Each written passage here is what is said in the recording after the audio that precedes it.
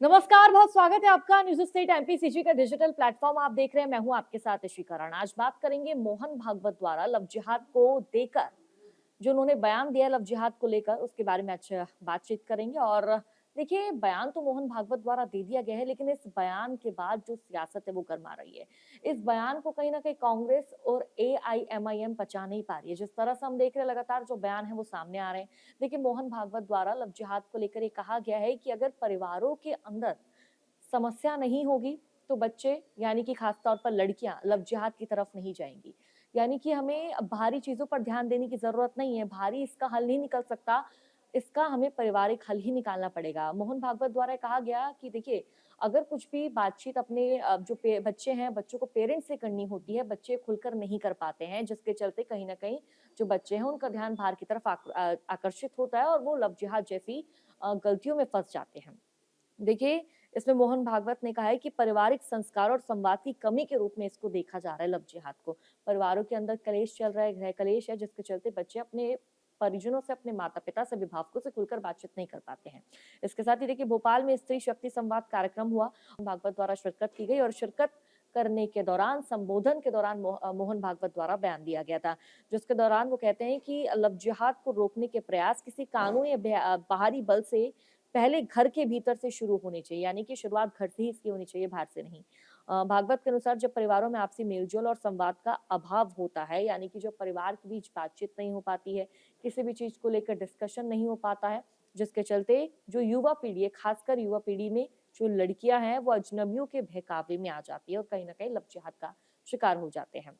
उन्होंने सुझाव ये दिया कि माता पिता को अपने बच्चों के साथ समय बिताना चाहिए, उनसे बातचीत करनी चाहिए और धर्म, संस्कृति और परंपराओं के प्रति गर्व और समझ विकसित हो सके। यानी कि पेरेंट्स को ही अपने बच्चों को समझाना चाहिए, हमारी संस्कृति क्या है, हमारा धर्म क्या है, हमारे विचार क्या है, हमें किन मार्गों पर आगे चलना चाहिए। इसके साथ ही देखिए, मोहन भागवत द्वारा इस बात पर भी जोर दिया गया कि परिवार में किसी की भी, अगर किसी को भी अकेलापन फील हो रहा है, तो ऐसे में परिवार को बातचीत करनी चाहिए, मेल-जोल बढ़ाना चाहिए। बातचीत से ही बच्चों को सही और गलत का अंतर समझाया जा सकता है कि आपके लिए गलत क्या है, आपके लिए ठीक क्या है। भागवत ने आगे कहा कि भारतीय समाज और संस्कृति केवल महिलाओं के कारण ही सुरक्षित है। उन्होंने महिलाओं के सशक्तिकरण और आत्मरक्षा की भावना पैदा करने वाले बात पर भी बल दिया है कि महिलाओं के अंदर जो आत्मरक्षा है, उसको भी डेवलप होने की काफ़ी ज़्यादा आवश्यकता है, महिला सशक्तिकरण की काफ़ी ज़्यादा आवश्यकता है, क्योंकि महिलाएँ हैं जो हमारी संस्कृति और हमारे भारतीय समाज को बचा रही हैं। आगे वो कहते हैं कि देखिए, पहले भी कई मौकों पर उनके द्वारा ये बात बोली गई थी, हमने अक्सर उनके संबोधन में सुना कि केवल शादी के लिए धर्म बदलना गलत है। ये अक्सर स्वार्थ या संस्कारों की कमी के कारण ही होता है, आपके अंदर अगर स्वार्थ हो तभी आपके अंदर आ जाता है। उन्होंने सामाजिक संगठनों को भी ऐसी गतिविधियों के प्रति जागरूक रहने और अपराधियों के खिलाफ प्रभावी कार्रवाई सुनिश्चित करने के लिए कहा गया है। इसके साथ ही देखिए, वो आगे क्या कहते हैं कि संघ अब लव जिहाद जैसी, जिस तरह से मोहन भागवत द्वारा बयान दिया गया है, उसके बाद से साफ तौर पर जाहिर हो रहा है कि संघ अब लव जिहाद जैसी चुनौतियों से निपटने के लिए सांस्कृतिक और पारिवारिक पुनर्जागरण को प्राथमिकता दे रहा है। यानी कि अब जो संघ है, वो प्राथमिकता इन चीजों को दे रहा है कि कैसे लव जिहाद जैसी चीज़ों से निपटा जाए, क्योंकि समाज में लव जिहाद के मामले अक्सर बढ़ रहे हैं। अगर हम बात भोपाल की करें, मध्य प्रदेश की करें, हाल-फिलहाल में लव जिहाद का मामला आया जब जिम ट्रेनर द्वारा कई लड़कियों के साथ गलत किया गया, उनको धर्म बदलने के लिए मजबूर किया गया, उनको निकाह के लिए मजबूर किया गया, उनको बुर्का पहनने के लिए मजबूर किया गया। साथ ही कहा कि अपना हिंदू धर्म त्याग दो, मुस्लिम धर्म में शामिल हो जाओ। इस तरह के जो लव जिहाद के मामले हैं, अक्सर भारत से सामने आ ही रहे हैं और स्पेशली जो मामले आजकल देखिए मध्य प्रदेश से बहुत ज़्यादा सामने आ रहे हैं।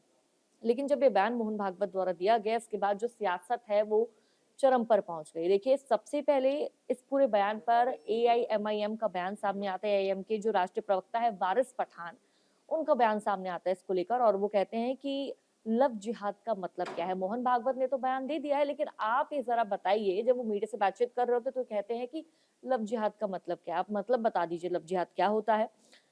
उन्हें तो जिहाद का मतलब भी नहीं पता, यानी कि मोहन भागवत ने बयान दिया, उनको जिहाद का मतलब नहीं पता है। वारिस पठान कहते हैं, मुझे बताइए किस राज्य में कितने और कब जिहाद के मामले सामने आए हैं। उनके पास डेटा नहीं है। अगर कोई 18 या 19 साल का लड़का हो या फिर लड़की हो जिसे कानून इजाजत देता है कि वह जिससे चाहे प्यार करे और शादी करे, तो ये लोग, उन्हें रोकने वाले कौन होते हैं, ये वारिस पठान ने कहा है मोहन भागवत पर निशाना साधते हुए। उसके बाद वो कहते हैं कि एकमात्र मकसद देश में नफरत फैलाना है, प्यार को खत्म करना है, समाज को बांटना है, संविधान का गला घोटना और लोगों का ध्यान भटकाना है।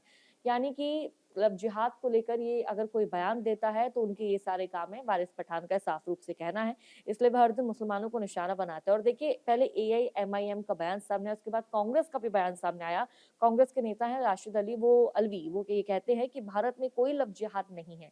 आरएसएस के मुखिया, आरएसएस जो पूरी आरएसएस पार्टी है, भाजपा के नेता देश में हमारे हिंदू भाइयों को उनके जो जज्बात है वो भड़काने का काम कर रहे हैं।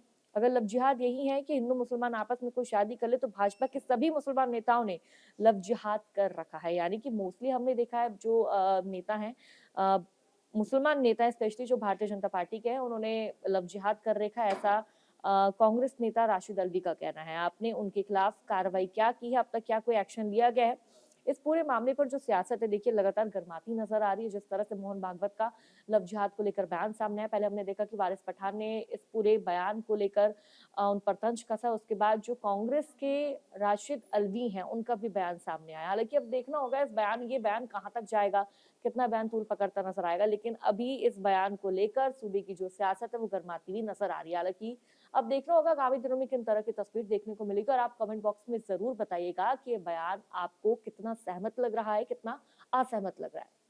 आपके मोबाइल पर तुरंत आएगी ब्रेकिंग न्यूज, स्क्रीन पर सबसे पहले दिखेगी बड़ी खबर, देश दुनिया की हर खबर एक जगह। अब आपके मोबाइल पर तुरंत फटाफट इंस्टॉल कीजिए न्यूज नेशन ऐप और रखिए खुद को अपडेट।